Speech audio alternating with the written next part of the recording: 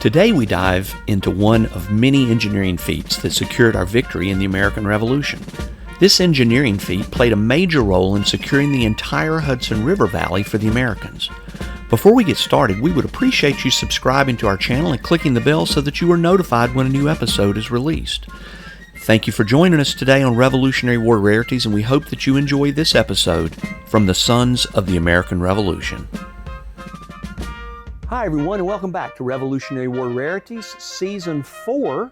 The title of this episode is called The Great Chain, West Point's Iron Wall of Liberty. My name is Jim Griffith. And my name is Jim Maples. Jim, picture a crisp spring morning in 1778, where Patriot soldiers stretch a massive iron chain across the Hudson River at West Point to block British warships. The Great Chain was a 65-ton engineering marvel guarding America's lifeline. Well, Jim, also imagine a river bend, cannons on cliffs, and a chain floating on logs to stop the enemy. With the war at a fever pitch, this iron barrier was pure ingenuity. What sparked this incredible idea? Well, let's set the scene at West Point, New York, April 1778. The Hudson River is Revolution's key artery, linking Canada to New York City. John Adams called it the key to the continent. This makes the river a prize. British control could split New England from the south, crushing the Patriots. After British raids upriver in 1777, George Washington demands a stronger defense at West Point, where the river's S-curve slows ships. Yeah, exactly. Earlier efforts failed. A chain at Fort Montgomery snapped in 1777, and sharpened logs called and I'm not sure, I don't speak French, so I'm going to give this a shot and see what it sounds like. But a chevaux de frise, and I'll have that on the screen, probably with a proper French saying of it at that time. Those were all dodged. Captain Thomas Mackin, a British-born engineer, steps up with a daring proposal. He suggested a giant chain, 600 yards long, stretched between West Point's cliffs and Constitution Island. Backed by cannon fire, it sounds almost impossible to build in wartime. Well, it was a massive undertaking. Forged at Sterling Iron Works in Warwick, New York, the chain had 750 links, each 2 feet long and 114 pounds. So each link was 2 feet long and 114 pounds. Peter Townsend's foundry worked nonstop for 6 weeks. 6 weeks for 65 tons of iron was fast back then. How did they move all those links to the river? Oxen hauled them 25 miles to New Windsor for assembly.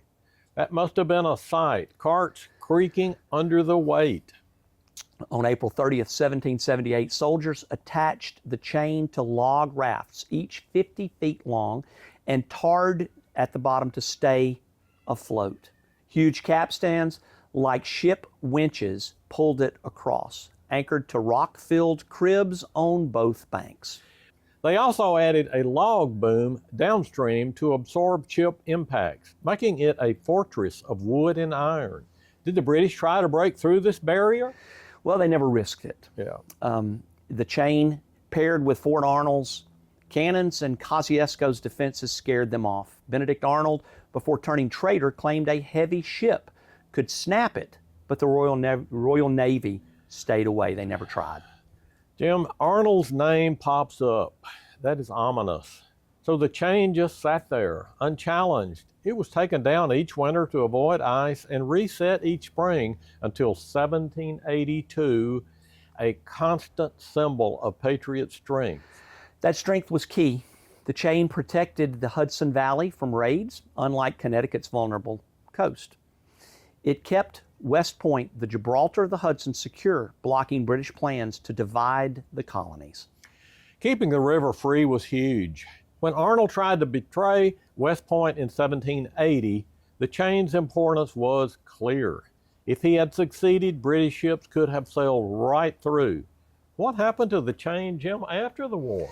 Well, in 1783, with peace won, the chain was dismantled. Most links were melted for cannons, but some survived and do still to this day. 13 links, one for each colony, stand at West Point's Trophy Point right now. Those links are like relics. Is there anything else left? A piece of the wooden boom found in 1855 is at Washington's headquarters in Newburgh. These pieces tell the story of a chain that held strong. They do, and they did. The chain had quirks too. It sagged like a necklace to ride river currents. Yeah. Mackin used pulleys to adjust it for friendly ships. Soldiers nicknamed it Washington's watch chain for its vigilance, as Joseph Plum Martin wrote. Washington's watch chain, that is a great name. I bet forging it in secret added to the thrill. Why is this a revolutionary rarity? Well, the great chain was not a battlefield win. It was a triumph of engineering forged by smithies, right? You know what they call them, smithies or smiths, and set by soldiers. Its quiet power deterred the British, yet it is often eclipsed by battles. This iron shield embodies the Revolution's ingenuity. And yet again, we discover how we arrived at the place where we are today. The Great Chain played a vital role in our history. It blocked British ships and bound a nation's hopes. A marvel of iron and will. That, my friend, is a Revolutionary War rarity. My name is Jim Griffith. And my name is Jim Maples. Thank you all for joining us today, and we look forward to seeing you again for our next episode in 2 weeks. This has been a production of the National Society Sons of the American Revolution, www.sar.org.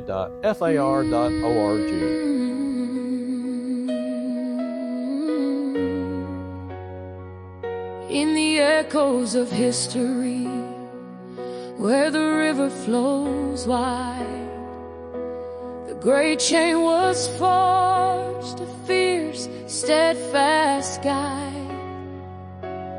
Across the Hudson, beneath the skies of blue, blocking the enemy, keeping the freedom true. Men stood united